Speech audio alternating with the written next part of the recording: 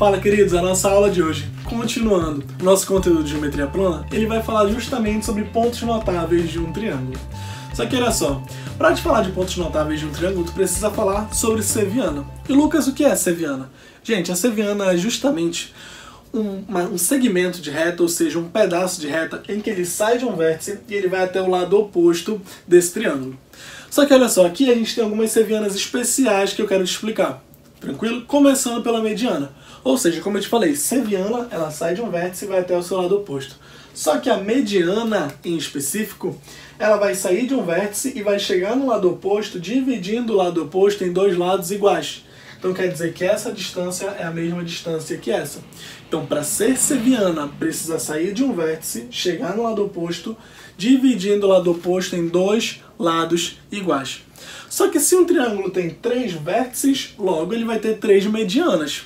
Tranquilo? Por quê? Porque vai sair uma do vértice B, uma do vértice A, uma do vértice C.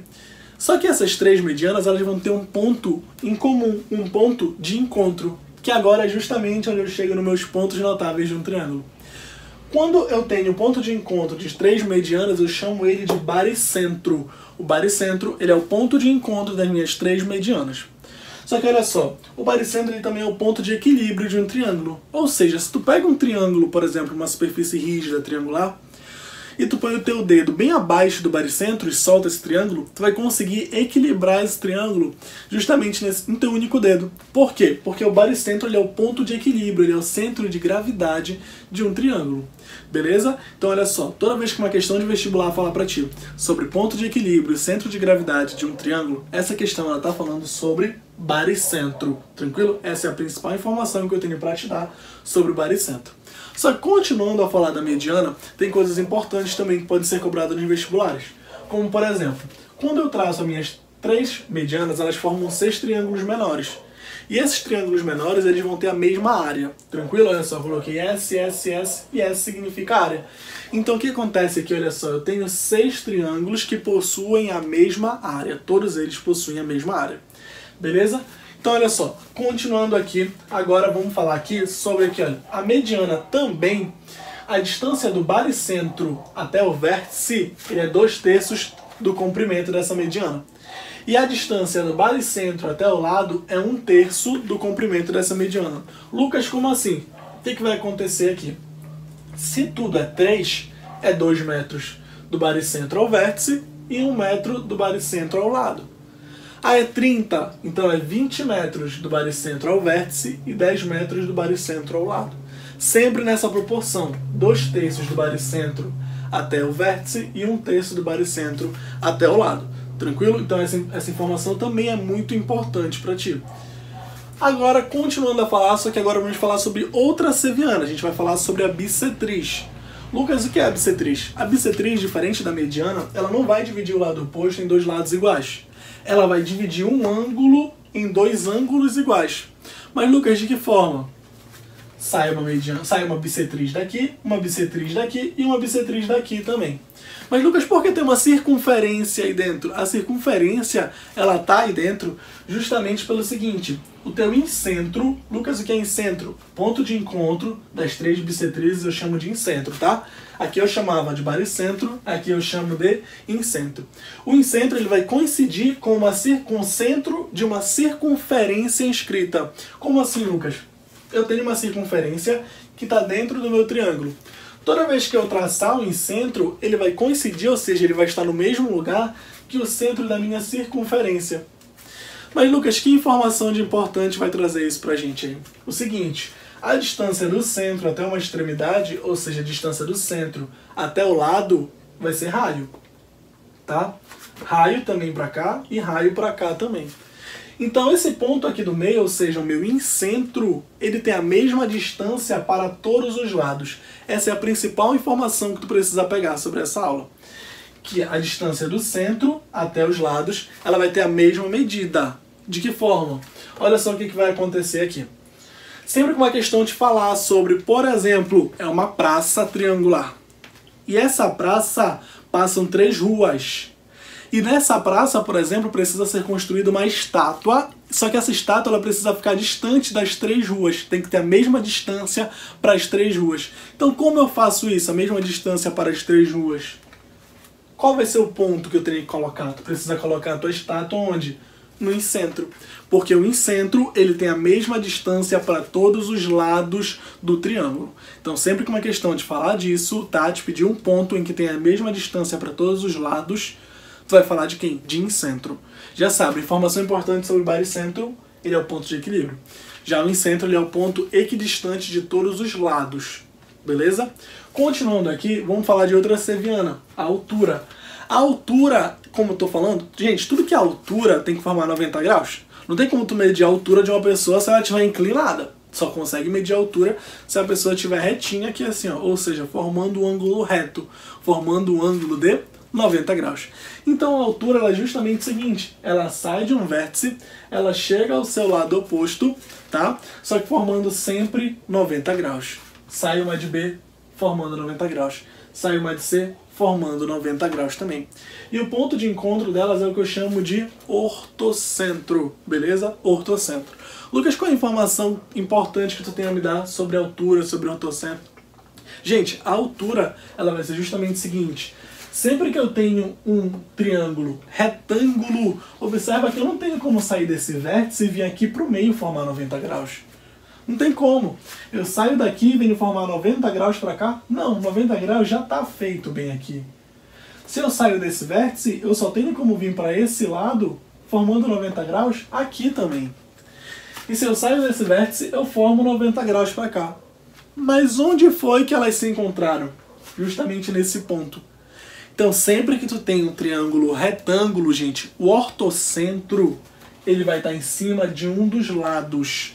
Beleza? Sempre que o triângulo ele é retângulo, o ortocentro ele vai estar em cima de um dos lados, que vai ser justamente aqui em cima do teu ângulo reto. Já sabe, é um triângulo acutângulo, ou seja, lembra da última aula de triângulos? Triângulo acutângulo, todos os ângulos menores de 90 graus. Sempre que é um triângulo acutângulo, o ortocentro ele vai estar aqui pelo meio. Mas se é um triângulo retângulo, o ortocentro ele vai estar onde? Em cima do ângulo reto aqui. Mas, Lucas, e se for um triângulo, por exemplo, obtusângulo? Olha só o que acontece aqui, olha. Triângulo obtusângulo aqui. O que acontece? Vamos lá. Eu saio daqui, eu não consigo formar 90 graus para cá. O ângulo de 90 graus ele vai ser formado com o prosseguimento desse lado. Observa que eu fiz de vermelho aqui, olha só. Esse lado sendo prosseguido para cá. O ângulo de 90 graus vai ser feito aqui fora.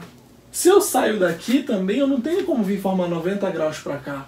90 graus ele vou ter que prosseguir para poder descer o 90 graus aqui fora.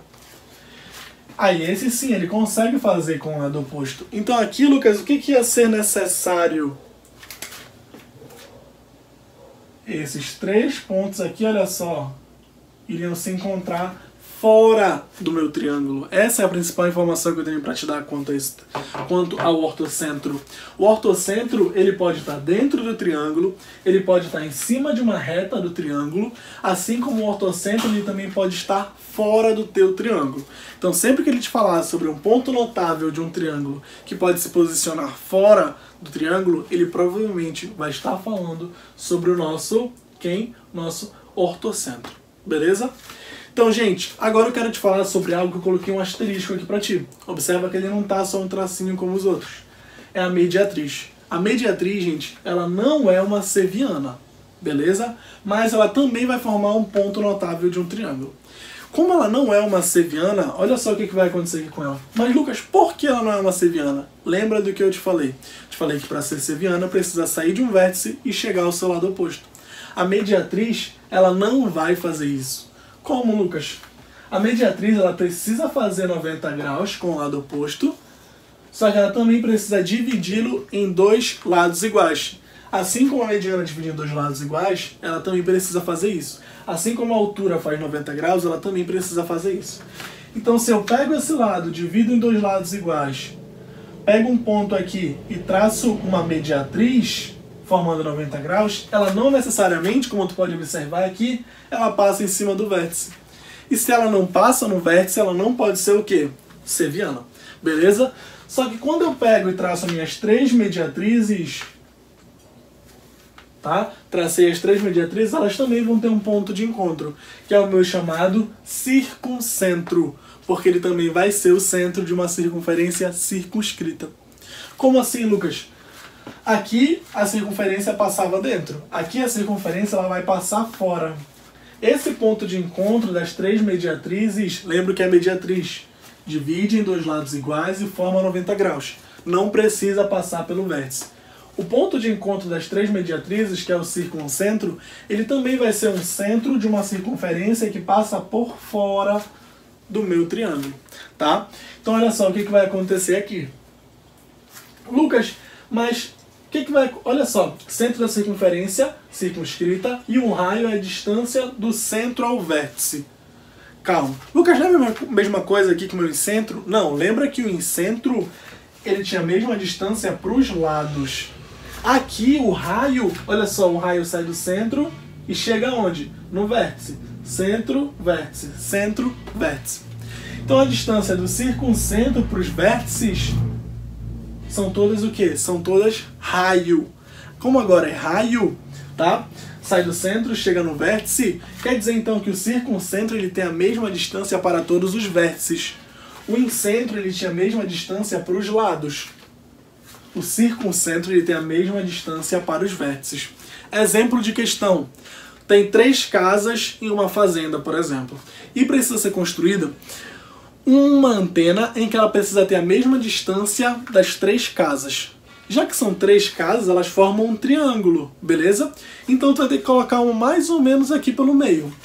Só que em qual ponto notável do triângulo? Justamente onde? No teu circuncentro. Porque o circuncentro, ele é justamente, olha só, ele tem a mesma distância para todos os vértices do meu triângulo. Então já sabe, incentro tem a mesma distância para todos os lados e circuncentro tem a mesma distância para todos os vértices. Beleza? Valeu, galera! Essa foi a nossa aula sobre pontos notáveis de um triângulo. Eu espero que tu continue seguindo essa playlist aqui, continue seguindo todo esse conteúdo que o Matemática 45 vai trazer para você. E não esquece, de forma alguma, seguir a gente no Instagram. Lá tem muitos mapas mentais, muito conteúdo bom para você, assim como alguns vídeos, algumas dicas rápidas. Beleza? Então valeu, galera, e até a próxima aula!